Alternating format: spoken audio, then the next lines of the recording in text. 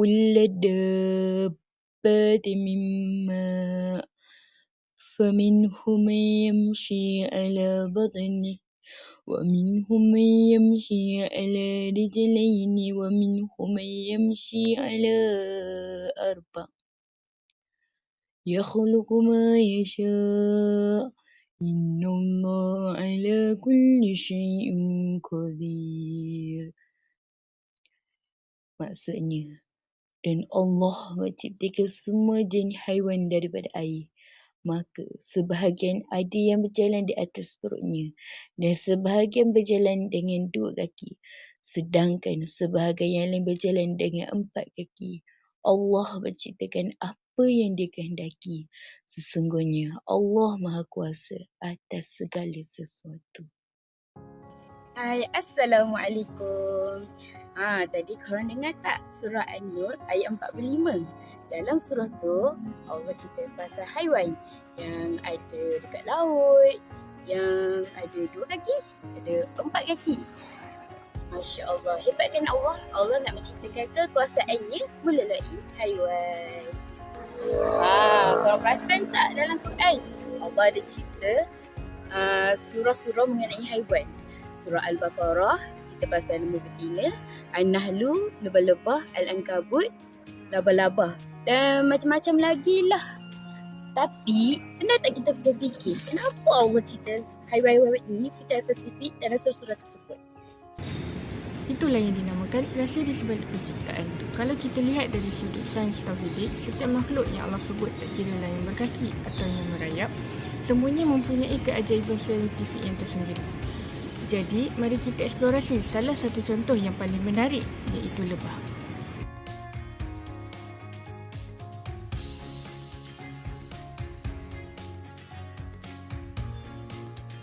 Wah, lebah? Lebah yang hasilkan banyak madu tu kan? Tapi ada lagi ke keajaiban di sebalik lebah ni?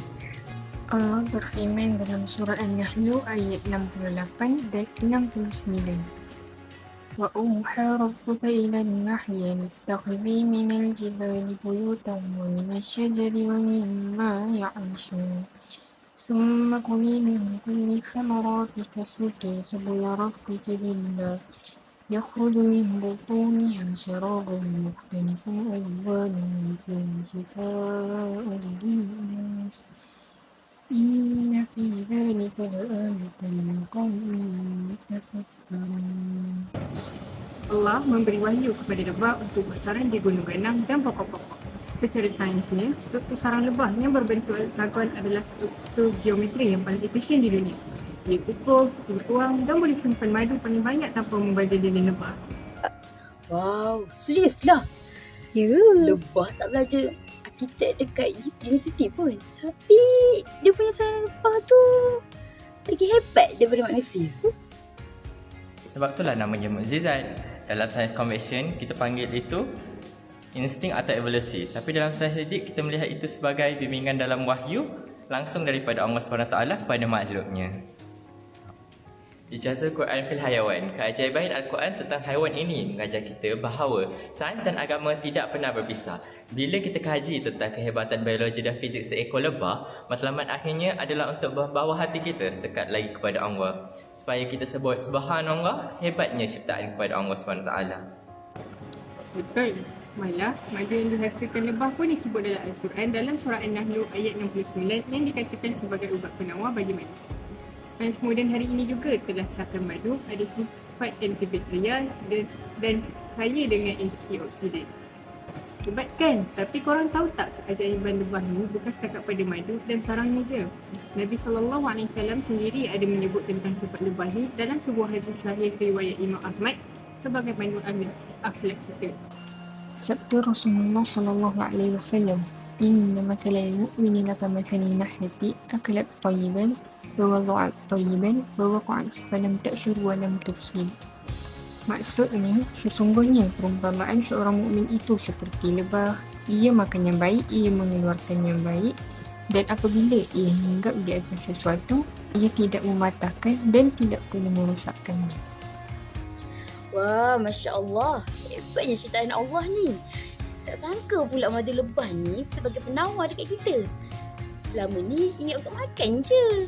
Tepatnya Allah ciptakan semua perkara kat dunia ni bermanfaat untuk kita dan makhluk lain juga. Tapi apa perkataannya dengan kita sebagai seorang Muslim?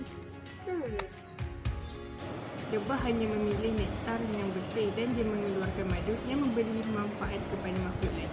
Malah, lebah sangat berhati-hati bila hinggap kat kelopak bunga supaya tak merosakkan bunga tu. Jadi, kita sebagai Muslim pun kena tiru sifat lebah ni. Pastikan makanan dan rezeki kita dari sumber yang halal, sentiasa beri manfaat pada orang sekeliling dan kehadiran kita ke mana-mana pun tak membawa kerosakan atau pergaduhan. Kesimpulannya, di dalam eksplorasi haiwan ni, kita bukan belajar tentang alam semula jadi je. Tapi, kita tengah belajar tadabbur kekuasaan dan kebesaran Allah. Di dalam surah Al-Fatih, ayat 8, Allah berfirman, sesungguhnya orang-orang yang takut kepada Allah ialah orang yang mengetahui kebesaran dan kekuasaan Allah. Jadi, gunalah nikmat-nikmat yang Allah bagi ni dengan sebaiknya. Jadi, lepas ini kalau kita nampak haiwan di sekeliling kita, jangan lihat dengan mata kasar sahaja, tapi lihatlah dengan mata hati yang bertauhid. Sebagaimana Allah SWT berfirman dengan surah Al-Imran ayat 191, orang-orang yang mengingati Allah sambil berdiri, duduk atau dalam keadaan berbaring, dan mereka memikirkan tentang penciptaan langit dan bumi serat. Wahai Tuhan, kami tidaklah Engkau menciptakan semua ini sia-sia, maka suci Engkau, maka peliharalah kami daripada azab neraka. Oleh itu, mari bersama-sama kita turut ke sains sahidik lebih banyak selepas ini. Itu sahaja dari kumpulan kami. Assalamualaikum.